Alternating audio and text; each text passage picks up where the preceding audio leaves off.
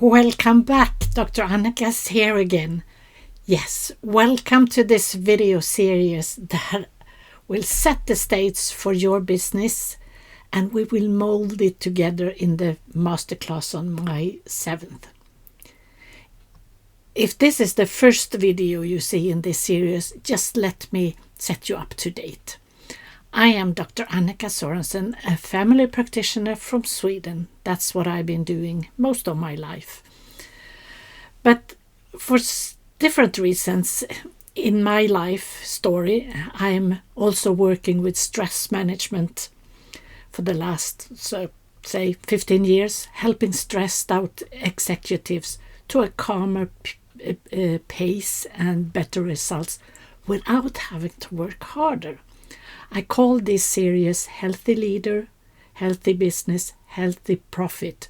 Become the leader you dream of and hit a home run in your business. I call it that for a reason, because that's where we're aiming, isn't it?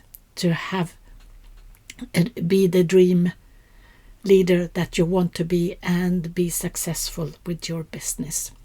I know that's your reason too, and we are here to win this for you.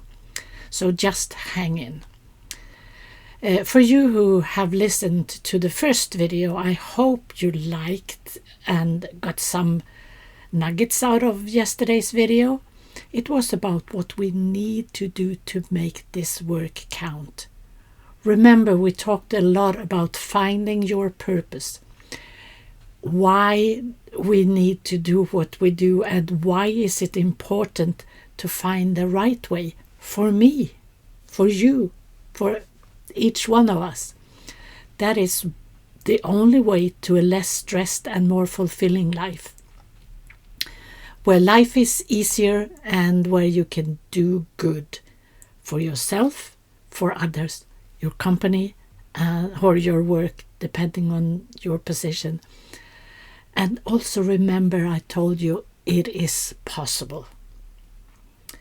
Once we find our own why and not just focus on the overload list, why, your brain will start seeing means of how to get there. You know, that's what you need, your own why.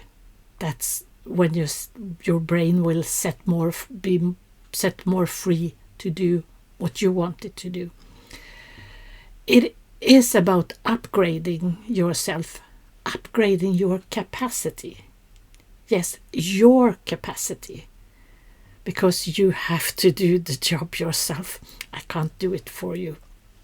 And upgrading your capacity is, in a sense, very simple.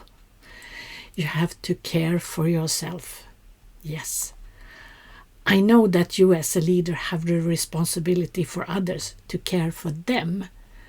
But to be that good leader, you need to care for yourself first. And that's not selfish. It's necessary. Necessary. Remember what you hear on an airplane. Always put your own oxygen mask on before you can help others. It's the same in business. You need to care for yourself first. So to take good care of yourself means for good sleep, healthy food, and moving your body, all in a regular way. Our brain and body wants us to be consistent and regular to stay in a good mood. These three things are the tools in mine and your survival kit: to sleep, to eat, and exercise. Yes, they themselves are the tools. So let's look at them more in details. Tool number 1, sleep. Our sleep is steered by something called the circadian rhythm, which is a system of inner clocks set in our brain managing biological processes. And there are many of them in there. This finding was actually given the Nobel Prize in Medicine to 3 American researchers, Hall, Rosbach, and Young, in 2017. Not that long ago. A disturbed sleeping pattern is an early sign for stress, signaling that some of those clocks are out of order. And regular sleep, well, science says 7 to 8 hours per night. It is needed for the brain to make its repair and cleansing, getting waste products out and letting new blood in, all to make your brain resilient to the stress response. This also goes for weekends. Yes, also for weekends. Because the circadian rhythm in here, the clocks that in your brain does not know if it's a weekday or a weekend. Your brain has to do its work every night, no matter what. So just try to find a pattern that works in the weekdays and in the weekends. That was tool number 1. Tool number 2 is all about healthy, nutrient-rich food. 3 main meals a day is recommended to bring enough energy to your body and brain. Eat a little bit of everything and lots of fruits and veggies. You know the saying, an apple a day keeps the doctor away. I changed that a little bit. I like to say, eat 3 different colors on your fruits and veggies, that is, a day to keep the doctor away, and you will give your body all those good antioxidants without you having to learn all those odd names they have. And keep an eye on your portion size too, by using a standard size plate and only taking 1 serving per meal, and you won't need to turn to those complicated diets that will stress you out even more. And why not always bring a small bag of healthy snacks, berries and seeds in your pocket for moments of stress. And they work for energy loss. So good to have at hands. So good. Tool number 3, last but not least, is about daily exercise. The wonder medicine for so many things in our bodies. It is scientifically proven to reduce blood sugar, blood pressure, cholesterol levels, weight, muscle ache, joint problems. So don't forget to stretch, just like this, every now and then. Physical activity has also been known for long to be the first pill for light depression, because of the tight linking between moving your body and brain activity. We know from studies that physical activity helps our brain thinking ability. Like when you lose a thought and start to move your body, that thought will come back. So who doesn't want to get that pill? It's not a pill. The pill is a brisk walk for 30 minutes. And don't forget all the other free physical activities that you can get, like taking the stairs instead of the elevator or the escalator. Park your car further away from the market or from your job.